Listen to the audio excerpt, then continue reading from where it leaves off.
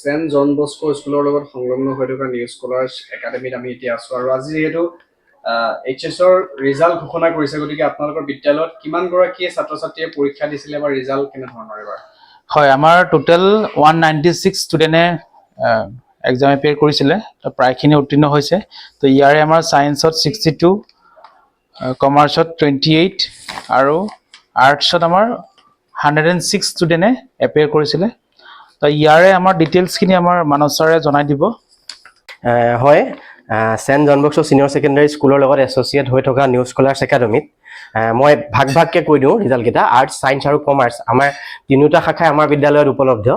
আৰু আৰ্টছত আমাৰ 106 গৰাকী ছাত্ৰ ছাত্ৰীয়ে পৰীক্ষা দিছিল আৰু তাৰ ভিতৰত সম্পূৰ্ণ উত্তীৰ্ণ হৈছে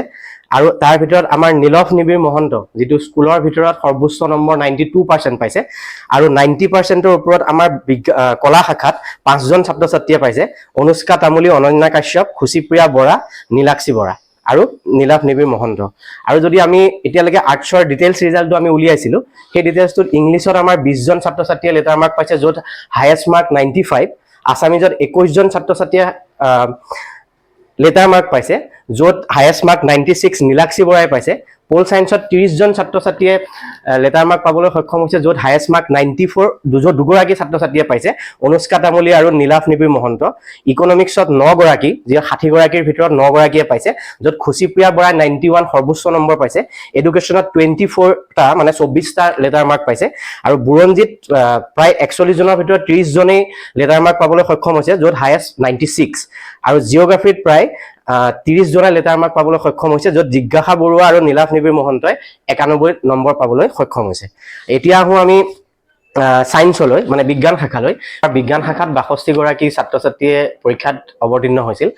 আৰু প্ৰায়খিনি আমাৰ উত্তীৰ্ণ হৈছে গৰাকী উত্তীৰ্ণ হৈছে য'ত প্ৰথম বিভাগত উত্তীৰ্ণ হৈছে 38 গৰাকী ছাত্ৰ ছাত্ৰী আৰু 90%ৰ ওপৰত 3 গৰাকী ছাত্ৰ ছাত্ৰীয়ে পাইছে 85%ৰ ওপৰত 2 গৰাকী ছাত্ৰ ছাত্ৰীয়ে পাইছে আৰু 75%ৰ ওপৰত প্ৰায় 10 গৰাকী ছাত্ৰ ছাত্ৰীয়ে পাইছে আৰু আটাইতকৈ আমাৰ গৌৰৱৰ কথা এইটো যে আমাৰ এগৰাকী ছাত্ৰ কমলেশ গয়াৰী যি জেডব্লিউ মেইনছত উত্তীৰ্ণ হৈছিল কেদিনমান আগত হোৱা পৰীক্ষাত তেওঁ আমাৰ বিদ্যালয়ৰ ভিতৰত সৰ্বোচ্চ নম্বৰ 95% পাবলৈ সক্ষম হৈছে য'ত তেওঁ ফিজিক্সত 99 কেমিষ্ট্ৰিত 95 আৰু বায়োলজিত 99 নম্বৰ পাবলৈ সক্ষম হৈছে এতিয়া আহো আমি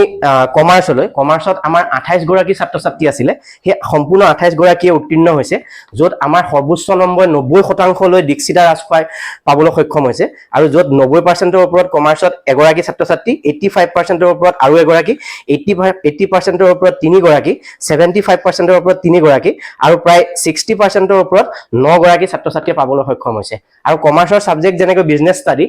ষ্টাডিত আমাৰ বিদ্যালয়ৰ সৰ্বোচ্চ নম্বৰ 93 মানে 93 পাবলৈ সক্ষম হৈছে ইকনমিক্সত 91 আৰু ফাইনেন্সত 95 মানে 95 নম্বৰ পাবলৈ সক্ষম হৈছে মুঠতে ক'ব গ'লে আমাৰ বিদ্যালয়ৰ ৰিজাল্ট খুব ভাল হৈছে গহপুৰৰ ভিতৰতে ভাল হৈছে বুলি নকওঁ কিন্তু আমাৰ বিদ্যালয়ৰ যি আশা কৰিছিলো সেই আশা কৰা মতেই আমি